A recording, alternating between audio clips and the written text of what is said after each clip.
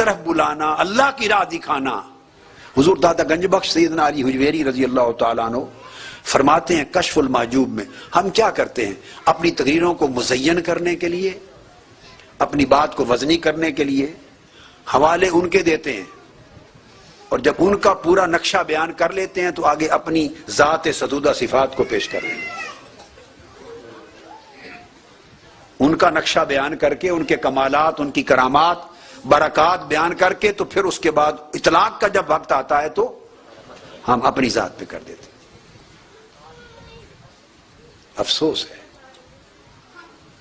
حضور داتا گنج بخش رضی اللہ تعالیٰ عنہ فرماتے ہیں کہ میں اپنے شیخ کے ساتھ آذربائیجان کے علاقے میں سفر میں تھا۔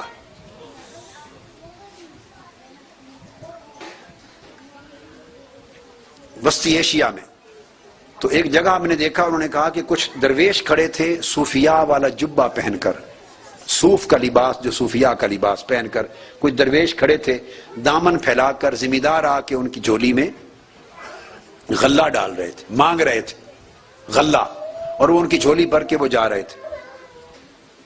آپ فرماتے میں نے اپنے شیخ سے پوچھا کہ یہ صوفیاء کا لباس پہنا ہوا ہے مگر اتنے ذلیل کیوں ہو گئے ہیں؟ صوفیاء کا لباس پہنا ہوا ہے، صوفیاء تو بے نیاز ہوتے ہیں، اور ساری عزت بے نیازی میں ہے، اور ساری ذلت محتاجی میں ہے۔ جو آدمی جتنا سائل ہے دوسرے کی جیب پر، اس کے پیسے پر، اس کے وسائل پر، اس کی خدمت پر، اس پہ جتنی نظر رکھتا ہے وہ اتنا محتاج ہے اس بندے کا، اور محتاجی جتنی اللہ کے سوا بندوں کی ہے اتنی ذلت ہے۔ عزت بندوں سے بے نیاز ہونے میں ہے، محتاجی صرف اللہ کی۔ بندہ احتیاج الی اللہ رکھے، استغنا من الخلق رکھے، عن الخلق رکھے۔ تو میں نے پوچھا، حضور داتا صاحب فرماتے اپنے شیخ سے کہ یہ اتنے ذلت میں کیوں چلے گئے، اتنے ذلت میں کیوں چلے گئے؟ تو داتا صاحب فرماتے ہیں میرے شیخ نے جواب دیا، میرے شیخ نے فرمایا اس لیے اتنے ذلیل ہو گئے کہ ان کے جس طرح ان کو دنیا کی تلاش ہے، کیا ان کے جو پیر ہیں، ان کے شیوخ، ان کے پیر جن کے یہ مرید اور خلیفہ ہیں، ان کو مریدوں کی تلاش تھی۔ حضور داتا گنج بخش نے فرمایا جس کا شیخ خود مریدوں کی تلاش میں مارا مارا پھرے گا، اس کا نائب اور خلیفہ مرید دنیا کی تلاش میں ذلیل ہوتا ہے۔ مجھ سے امریکہ میں کسی نے پوچھا ایک اجلاس کے بعد ایک سوال میں کہ کامل کی پہچان کیا ہے، کامل کی پہچان کیا ہے؟ میں نے ایک جملے میں جواب دیا، میں نے کامل کی پہچان بڑی سادہ، یہ جسے مریدوں کی تلاش نہ ہو۔ مرد حق کی پہچان یہ ہے جسے، جو ابھی مریدوں کی تلاش میں پھرتا ہے تو وہ تو ابھی مریدوں کی تلاش ختم نہیں ہوئی، اللہ کی تلاش کب شروع ہوگی؟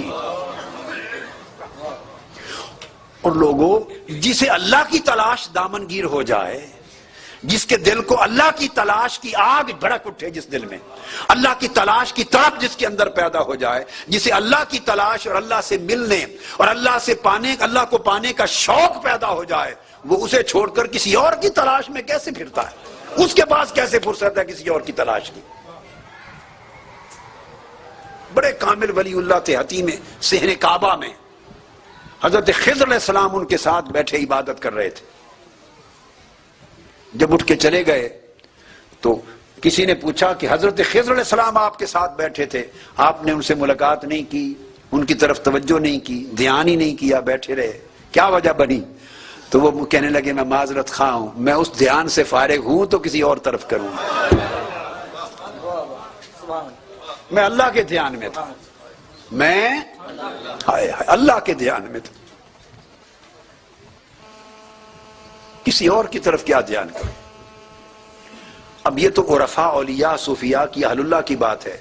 بخاری، صحیح مسلم میں حدیث پاک متفق علیہ، آقا علیہ السلام نے فرمایا کہ میری امت کے ایسے لوگ بھی ہوں گے، کیا ایسے لوگ بھی ہوں گے کہ جنت میں بیٹھے ہوں گے، اس کے پاس ایک حور آئے گی اپنے پورے کمال درجے پر حسن و جمال کے ساتھ، شباب کے ساتھ آ کے بیٹھے گی، اپنا نغمہ سنائے گی، سلام کرے گی، متوجہ ہوگی، مگر ایسے بندے بھی ہوں گے کہ وہ حور کی طرف متوجہ نہیں ہوں گے، پھر دوسری حور آئے گی، پھر تیسری آئے گی، 70 حوریں آئیں گی، نغمے سنائیں گی اپنی سریلی آواز میں، نغمہ لاہوتی سنائیں گی جنت کی آواز میں، حسن و جمال کا مظاہرہ کریں گی، بات کریں گی، خوشبو کی مہک آئے گی، مگر وہ 70 حوریں بھی آ کے تگ و دو کر کے اٹھ جائیں گی، اور وہ ایسے بندے بھی ہوں گے کہ ان کی طرف نگاہ نہیں اٹھائیں گے۔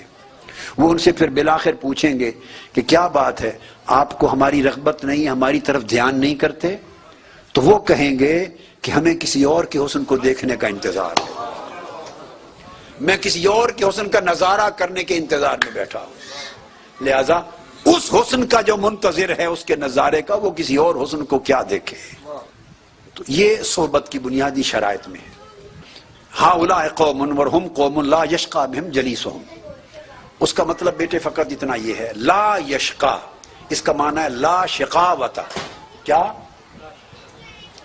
لجلیسہم، یعنی اس کی شقاوت اس کے لیے نہیں، یعنی محرومی نہیں، کیا مطلب؟ یہ ہے کہ کچھ نہ کچھ ضرور لے کر جاتا ہے، کچھ نہ کچھ لے کر جاتا ہے، کوئی بخشش لے کر گیا۔